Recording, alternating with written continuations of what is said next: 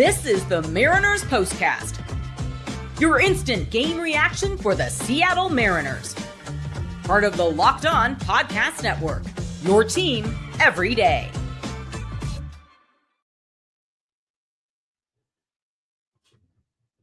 You see what I'm doing here, Chris? I'm riding the seesaw that is the Seattle Mariners. Because apparently, one game we can look like crap, and then the other game we look like one of the best teams in baseball.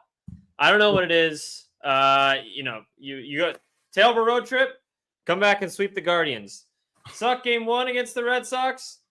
You shut out the Red Sox 8-0 in game two. What is this? Why can't we be consistent? Has a team ever changed logos in the middle of a season from a moose to a shoulder shrug emoji? Because I don't know. I don't know what you're going to get from this team, not only from week to week, but game to game. So congratulations to Shruggy, the shoulder shrug emoji, on becoming the new. Maybe they can get Michael Jordan to come do it before he throws out a first pitch. He would gamble and probably lose on whatever he bet on if it was a strike or a ball. But goodness gracious, I don't know what. Let's talk about it. Yeah, let's talk about it. This is your Mariners POSTCAST. My name's Anderson Hurst. That's Christopher Crawford to my left. Welcome in. We go live right after every single Mariners game, talking about the game that you just watched. Drew, the Seattle Shruggers. I absolutely love that. I'm going to put that on the screen. We're going to talk about Cal Raleigh being him. We're going to talk about Bryan Woo with another excellent start. This seems like the formula for the Seattle Mariners. And if we could take anything positive from, I'd say the past at least week, it's that the starting pitching is rounding itself around. Something that I was really worried about, especially on that road trip where, I understand the offense seems to be sometimes there, sometimes not, but the starting pitching is really gaining some consistency now, especially with Logan Gilbert back. Bryan Woo, I don't want to say bounce back because he hasn't been bad. It's just he hasn't been as dominant in the last 3 or 4 starts as he was in the beginning of the season. So that's a huge development for me, especially if George Kirby can continue to do what he does. And Emerson Hancock as well. You feel good about at least 4 of the 5 starters right now. It's great to see. And it is so nice to see them bounce back from what I think is probably, with all due respect to how good Logan Gilbert was, one of their worst efforts of the year on Monday, with a pretty strong effort. Now, is it worth pointing out that outside of 3 innings, they weren't great? If you're really looking for something negative, sure. If you're up by 6, you start to kind of like, you let off your foot. It becomes a little less important. I was happy that they only score 8 because it seems that every time this team scores a bunch of runs, they go on a lull is an understatement. They have a tendency to not score very much in the coming days. That just kind of evens out, but it evens out in less than spectacular fashion. No, this was really good, and it was great to see an awesome pitching performance, a spectacular performance from our MVP, and a just nice bounce back. And it's worth pointing out now, 4 out of 5, and in 4 of those wins, you have played pretty dang good baseball. Yeah, and this gives me hope that maybe this is the team, and this is kind of who we expected the Mariners to be. We didn't expect the offense to be as good as it was in April for all year long. We didn't expect Cal Raleigh to win the MVP, although it's back on now because the dude almost hit for the cycle tonight. My goodness. He's, by the way, a little random stat. He either drove in or scored 7 of the 8 runs tonight. So that is what you call carrying the offense. So but it's going to be elite pitching and it's going to be timely hitting. And that's kind of what the Mariners have been recently. And I think that's going to be a formula that's definitely repeatable moving forward. Yeah, absolutely. And it was interesting. I hosted on KJR today. Thank you for everybody. Is it nice to be able to be in control again, Anders, after having to listen? I don't know if I'm in control ever, even if I am the lead host. So, keep going. Well, people are still writing me about the snap, crackle, pop joke and how good that is, by the way. It's just wonderful to see. But so I'm driving home and I happened to hear on Sirius that Jerry DiPoto went on MLB Network and he mentioned that, we were carried by the offense for a while, which kind of made me giggle because carried is maybe a little strong. You had a good offensive month.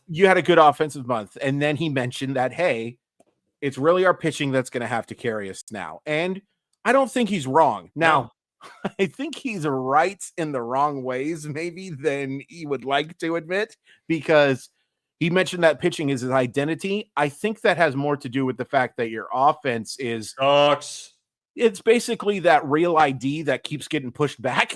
If the identity is actually the Seattle Mariner pitching, then the real ID that we promise it's coming in 2020. We promise that you're absolutely going to have to get that extra license.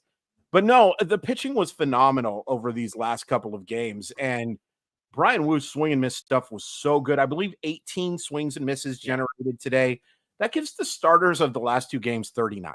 That is such an impressive number. 39 is a good series and then some. If you could get double digit swing and misses from your starter, you're doing really well. They can give up they have to get one swing and miss over the next two games to average double digits over the next four. His command was good. He changed eye levels. He was just dotting that outside top of the strike zone all game long. Really impressive effort, and a nice reminder that sometimes we think of Bryan Woo as more of a high floor than high ceiling guy. Yes. That's somewhat fair. I think Yeah. the floor is higher than the ceiling, but that doesn't mean he's bereft of ceiling. There is a ceiling here. There is a chance for him to be a top of the rotation starter, and tonight he pitched like one and then some. Yeah, could totally agree. He's been the best starter this year. And there's some, Luis Castillo's come on recently as Woo's kind of dropped back a little bit. But I think just if you look at the total body of work, Bryan Woo has been the best starting pitcher on the Mariners. I saw a stat today. I think it was Daniel Kramer that put it out, but that was his 14th straight start with 6 or more innings pitched. Yep. That is the definition of giving your team a chance to win. And at a time where your starting pitching has kind of dropped back down to earth, you've had some injuries, you need that length. And especially as the bullpens looked a little shaky at times this season, you need the length. And just having Casey Legumina, and then we'll talk about Andres Munoz making an appearance finally. Who? I don't even know this guy. He throws 100 miles an hour? Who is this guy? No, but having your starter go 6 and sometimes even 7 innings. Did he go 8 once this year? I feel like he did.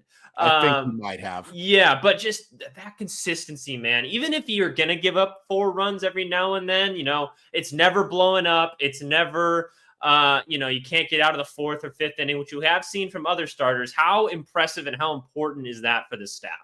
I think it's massive. I mean, just the fact, and look, let's talk about his start against Arizona just real quick. We'll venture into Ty and Colby.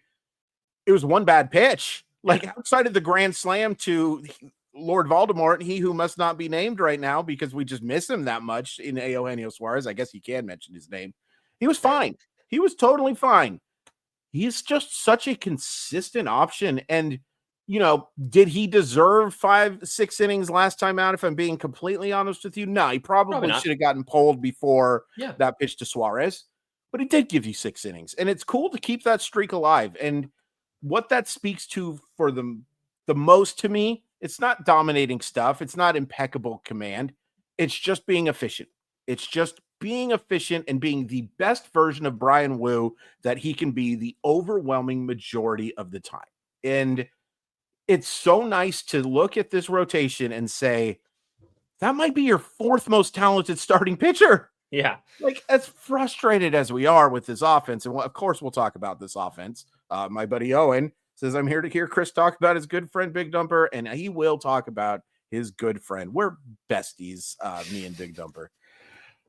It is, I do appreciate this rotation. I do appreciate the job the Seattle Mariners have done in developing this rotation, and I appreciate that I get to watch these guys just consistently put up a fight and give the Mariners a chance to win. Yeah, and now that you say that about the starting staff, about Bryan Woo possibly being the 4th most talented of the pitchers, I think that's, I'd say 3 or 4, depending on how you look at things. But each of your guys is different. They do things in a different way. Mm-hmm. You got Logan Gilbert, who has the stuff. He's going to just pound through lineups and strike people out a ton. You have Mr. Command and George Kirby.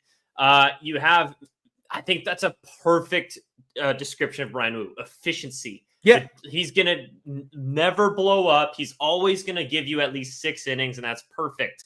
And then you have Luis Castillo, who I would say is just consistent. Like, yeah, that's Mr. Consistency. Like, there's two different things there, but all 4 guys do it in a different way. And then you have Bryce Miller. I know he's injured right now, but he just pumps that fastball every time. So let me disagree with my buddy Brian here. You know why that 2:19 game time doesn't rock? A little heads up.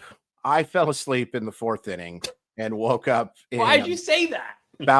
Because I just got to be honest. Like, and if this would have been a longer game, I only miss a couple innings. But instead, the drive back from Seattle to Shelton for the first time since February, and I think that had something to do with it, on top of, some other stuff that's going on, really affected me. So while I do appreciate a 2-hour and 19-minute game, I wish they would have saved that for, say, tomorrow afternoon. Yeah, I think that's fair. Totally fair. Yeah. Okay, let's say hello to our sponsors real quick, and then we're going to talk about Big Dumper. Sound good? Sounds great. If you ever check your bank account and wonder, where did all my money go? Between dining out, online shopping, and entertainment, it's easy to lose track. That's where Monarch Money comes in, your personal CFO giving you full visibility and control over your finances. Monarch Money isn't just a budgeting app. It's complete financial command center. You can track all your accounts, investments, and spending in one place. So you stop just managing your money and start building wealth. How many apps can you say that about, Anders, that you're actually multitasking? It's not just, there are a lot of apps that cancel subscriptions and stuff like that, but they're doing just that.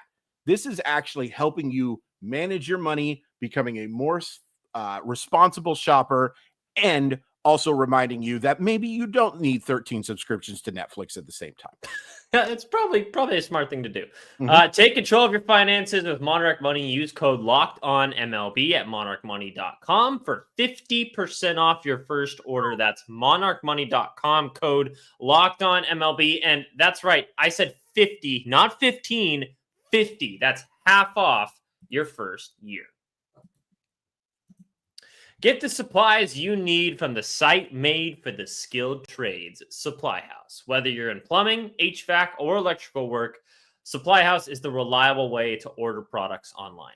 Their easy-to-use website is packed with helpful resources and the latest product info to help you get the job done right. Plus, with a complete inventory of over 200,000 parts from 400-plus top brands, you'll find exactly what you need, delivered fast from coast to coast.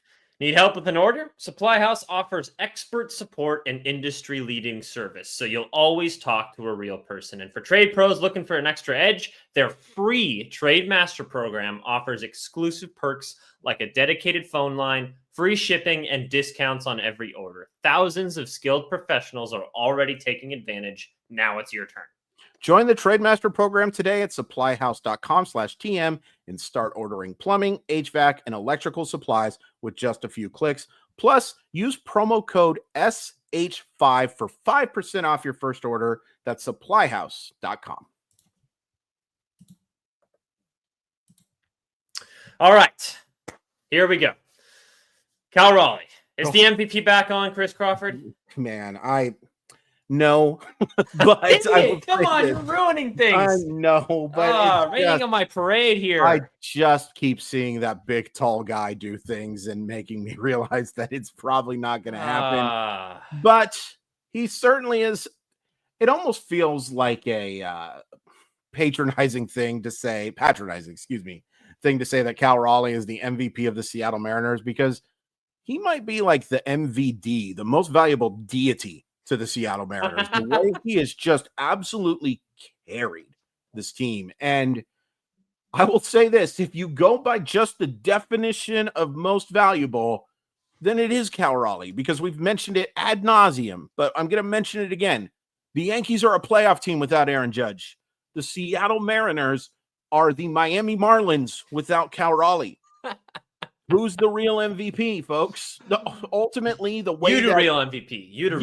Oh, for sure. So the way we've decided to vote on things, then I'm sorry, Aaron Judge is going to win, and he's going to win in a landslide. Yeah. But if we actually took the valuable part, if we actually took that, to what it means for a team, then Cal Raleigh would be the MVP. And even if he's not, he's still putting together, I don't know, the greatest offensive season any catcher has ever had in this sport. And I'll be honest, I love Big Dumper, and I had no doubt that Big Dumper was going to get back on track. But we do have to say, get back on track. He did not look like the same player since the benching. And it's kind of a weird timing thing. I probably is just a complete coincidence. It almost assuredly is. Regression's a jerk. Sometimes these guys have to regress. It wasn't that long of a regression because, and you take a look at this is one of the things that I think baseball fans forget, right? Let's say Cal Raleigh was 0 for 16 over his last 4 games. He wasn't, but let's just say that, right? Okay. What Cal Raleigh did today means so much more than that 0 for 16. Yes. So much more. Those big offensive splash games that almost literally, you can't say it this time because Bryan Woo didn't give up a run and neither did the relievers. However, when you put together that type of game that guarantees you're going to win, because Bryan Woo can't guarantee the Seattle Mariners are going to win. He literally didn't bat today. Lazy bum he is. He refused to help the offense, right? Yep. Well, Cal Raleigh put together a game that guaranteed you a win. So when you get these types of games, you just kind of throw the 0 for 16s. And again, I'm just throwing that number out for he wasn't, but yes. S&Gs. Yeah. But when he has those type of games, it means so much more than the struggles. And it's the opposite for pitching, right? If Andres Munoz, and we'll talk about him, apparently, again, he does exist, would have had a 1-inning, 5-run game, it unfortunately wipes out the 5 innings, 5 games of shutout baseball. Yeah. That's why offensive players mean so much more. And this is an obvious point to the overwhelming majority of you, but it's worth pointing out. When you have games like this, you have helped your team and you literally help your team to a victory. It means so much more than the struggles over a week, at least as an offensive player. Yeah, and I think that's a great point. But as my boy Alex points out, the best thing about this game is that even though Cal was amazing, even if every one of his ABs is a K, they still win this game because of the Cole Young double. They go up 1-0. Yeah, that's true. On that note, I had a lot of people reaching out to me asking, what do we think of the send of Ben Williamson on that Cole Young double? I've actually heard people think 2 different ways on this. So I want to get your thoughts first, and then I'll respond. I believe it was, 1 out? No, yes, 1 out. Canzone flies out. Oh, Rowdy Tellez singles. Canzone flies out. Rowdy Tellez steals second base. Yes, you heard that right. That is the most surprising thing that happened today. Not Cal Raleigh. By the way, I saw the greatest stat ever, and I'll tell you about it in just a second. Ben Williamson then walks, so you got first and second. Then Cole Young. See, Rowdy on second, Ben Williamson on first. Cole Young hits a double. It's about a foot away from his first career MLB home run. Oh, I wanted that so bad for him. Sure. Who's also been awesome recently, Cole Young, offensively and defensively. He's really rounding into his own right now. And so obviously Rowdy Tellez scores on the double. Chris Negron sends Ben Williamson, who's out by a good foot. What do you think about the send? It would have been third base, 1 out. Instead, it's no one on and 2 outs. I'm going to take the wimpy out here and say I would have been okay with either decision. I would have been okay holding him there. But I ultimately, if I was Chris Negron, I'd be given the wave. And the reason I'd be given that wave is because Ben Williamson's fast. Ben Williamson has good speed and a chance to guarantee the big inning there. I think it was worth it. Yeah. The chance to get a 2 runs there, I didn't have a problem with it. If he would have held up the stop sign, I would have been okay with it too. It would have been fine. I trust JP Crawford, even though he had a rough one the game before, to get the job done, to hit a sac fly or to make hard enough contact to score that run. I didn't have an issue with the send. If it would have been Rowdy Tellez at first base, and it's not even close. He wouldn't have gotten the chance there, right? Even though he did get the stolen base. Real quick, because I will forget it. Rowdy Tellez now has 5 stolen bases in his career. He's pitched in 4 games. He almost has as many innings pitched. He almost has as many innings pitched as he does stolen bases. God bless him. Oh, that's a great baseball stat. Ultimately, and it's kind of just one of those. Yeah, I mean, we obviously win this game 8-0. It doesn't end up mattering in the long run. What did you think? This is something to discuss. Yeah, what did you think? So originally when I saw it, I was like, okay, I was thinking send him. I'm usually just looking at things. I'm usually an aggressive base running fan. Sure. I want to try and get as many runs, especially since literally last night, revisionist history. We saw what happened with the bases loaded and nobody out. Yeah. You got to take as much of a risk as you can to try and get as many runs when you do get a hit as you can. I understand JP Crawford, who's been really good lately, is coming up next, and you have a chance to just get the ball into the outfield and score another run. But I'm with you because Ben Williamson's faster. I like that send. I think I would have gone for it, but there's a lot of people who didn't. A lot of people who didn't like it. I want to take advantage of the few times you do come through with runners in scoring position. And I don't care if it means you get an extra out. Just if you can try and just maximize those few opportunities that you get, I think it helps you out in the long run. Can I tell you why I think you probably got pushback from it?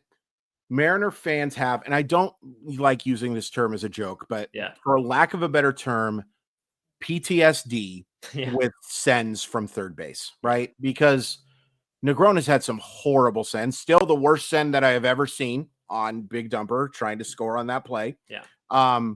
And we also, it's so funny, the amount of tweets I got about how they need to fire Manny Acta after that happened, because Manny Acta is a very valuable bench coach and a really well-respected guy. I actually wrote an article once with Manny Acta. It's one of my favorite things that I have done. It was pretty fun.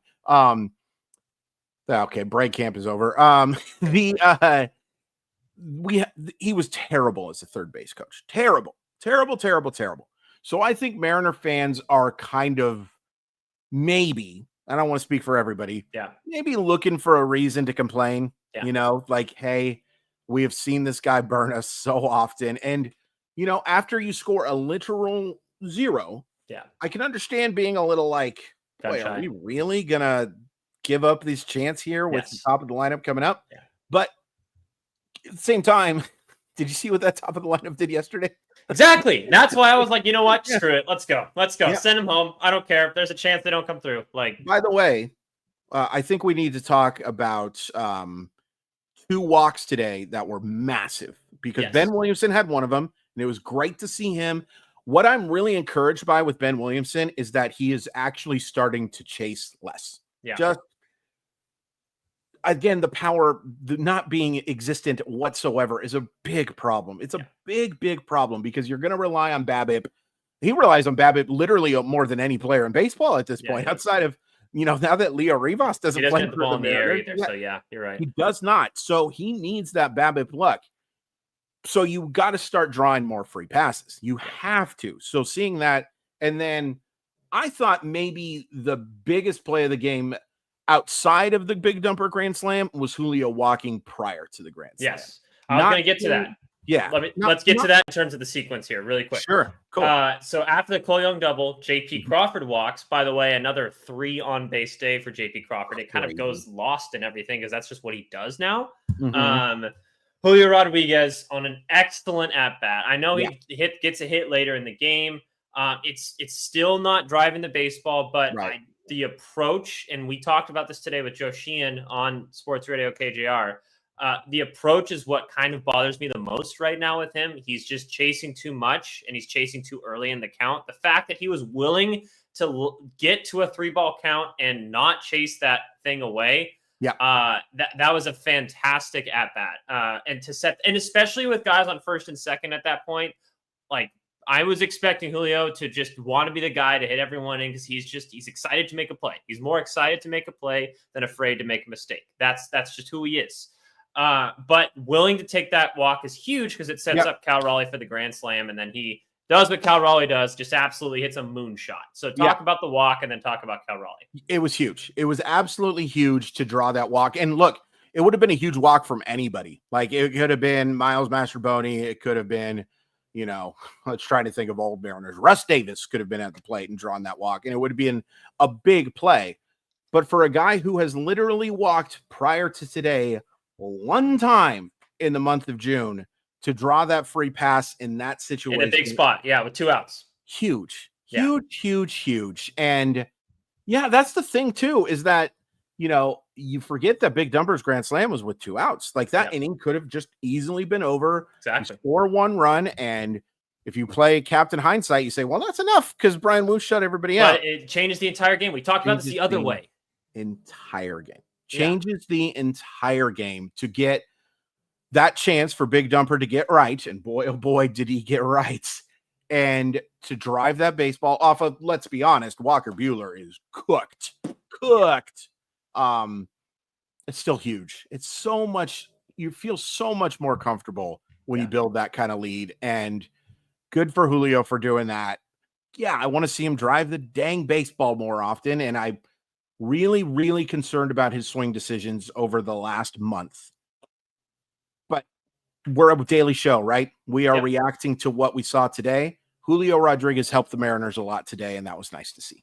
Yeah, it was nice to see. By the way, I thought when they pinch hit Dylan Moore for Randy Rosarena, I was like, uh-oh, something wrong. But then they did the same thing to Julio. I think they were just trying to get guys out and get some rest. Sure. So I want to just update everyone there. I don't think they've talked about it in the postgame at all. I've been trying to check and see if there's anything. But the fact that they haven't said anything tells me they're just trying to get them off their legs for a little bit while you're up by 8 runs. So for sure. Nothing to see there. Let's get unsung hero. I have an easy one for me. And it's Cole Young. Right.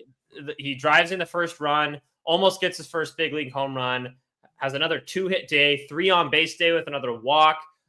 My stat here, since a 1-for-20 8K start in the big leagues, he is now 11 for 29, good for 345 batting average, That'll work. 5 Ks, 2 walks, and 4 RBIs in his last 8 games, which will absolutely play, especially when you're playing elite second base defense. Yeah, he's been fantastic. He has been so much more helper than Herter, and can't ignore that barreled bunt that he got down as well in Saturday's game to get that comeback victory. And yeah, I think that's a great call. We aren't giving him enough attention. My unsung hero is going to be cheating. It's going to be Andres Munoz, and it's just because we got to talk about the fact the guy finally freaking pitched and it looked great. Now, I was a little nervous. I got to be honest. Remember, Chris was sleepy time, and he woke up just in time to see Andres Munoz come into the game. And the first thing I see is this little blooping hit that lands, and I'm like, ugh, is it going to be one of those? But honestly, it was like, all right, you're already up by 8. If he's going to have a stinker, it's now. Sure. Yeah. Yes. Here's my thing. I don't like disagreeing with people. And I did not want to see a bunch of comments about what's wrong with Andres Munoz on the side. I just didn't want to see it. I know that they're wrong, but it's not fun. It's not fun to see that stuff. And it's a personal problem with me that I'm affected by stuff like that, but I wanted to see him shove. And you know what? After that hit, he shoved. He absolutely reminded why he is, if he's not the best closer in baseball, he's way up there. Way, way, way up there. And it's great to get him in. By the way, I would have absolutely talked about it if they didn't use him today, because you can't go that long without pitching any reliever on your staff. In fact, if you didn't use Casey Legumina, who, by the way, has looked a lot better as of late, it's been really nice to see that. You would be talking about sending some of those guys down because you're like, well, I don't know what I'm going to get from this 7th or 8th reliever. We need to work on that stuff. You obviously can't do that with Andres Munoz because your whole entire team would strike up. Like it would be a bad situation. But it was great to see him look like Andres Munoz. So there's my unsung hero, because you literally, it's the definition almost of unsung, right? When you're the reliever in an 8-0 game and get the job done, you won't think a whole heck of a lot about it. But I am so happy to see I'm just so happy to see him look good. It's fun to watch Andres Munoz when he's at his best. And now I feel a heck of a lot more confident in him pitching in the next save situation. Here's hoping it's a while from now and they win a bunch of games by 11. It's more fun like that. But That's not going to happen. We're going to see Andres Munoz in a save situation real quick, and that was great to see. Yeah, and even if it's tomorrow, you get an off day on Thursday, so he can pitch the next 2 games and be totally fine still. So that's why I like using him today, getting him some just to try with relief pitchers, because you pitch so infrequently sometimes. Just getting your arm slot, your release down, all of that stuff is so good to see when you haven't pitched in a while. So getting him in today with an 8-run game just to figure all that stuff out, it's almost like bringing in a non-leverage guy. It's like, all right. Sure. You're not gonna, give this up. You're just coming in to figure stuff out for when we do need you to be extra sharp, and that might be tomorrow. So, yep. All right, guys, really appreciate you guys hanging out with us once again. The Mariners win this one 8-0. Cal Raleigh carries them on offense. Bryan Woo shoves on the other side, and then a couple of really good performances sprinkled in overall as well. A great Mariners win. We'll talk to you guys tomorrow. It's a day game tomorrow. Chris, I believe you're going to the game. Is that correct? I'm going to the game. I'm excited. I thought I was going to the game tonight, but communication issues. But I'm excited to go watch a game, and I certainly appreciate Anderson having a better work ethic than me. I don't know about that again, but I'm happy to cover for you, so you get to go enjoy your first Mariner game of the season. I've done it once already this year, so really appreciate it. So come hang out with me tomorrow, right after. The game should be around, 3 o'clock, I'd say 3:15, 3:30, depending on how long the game goes. If it's another short one like tonight, maybe a little earlier. So really appreciate you guys hanging out tonight. If you missed any of today's video, you can check it out on the podcast after. Anywhere you find Locked On Mariners, you can find the Mariners postcast there as well. Please like the video if you haven't yet. It helps us out a ton. And comment in who your unsung hero of the day was. And we'll see you guys tomorrow. Have a good one. Go Panthers. Go Panthers.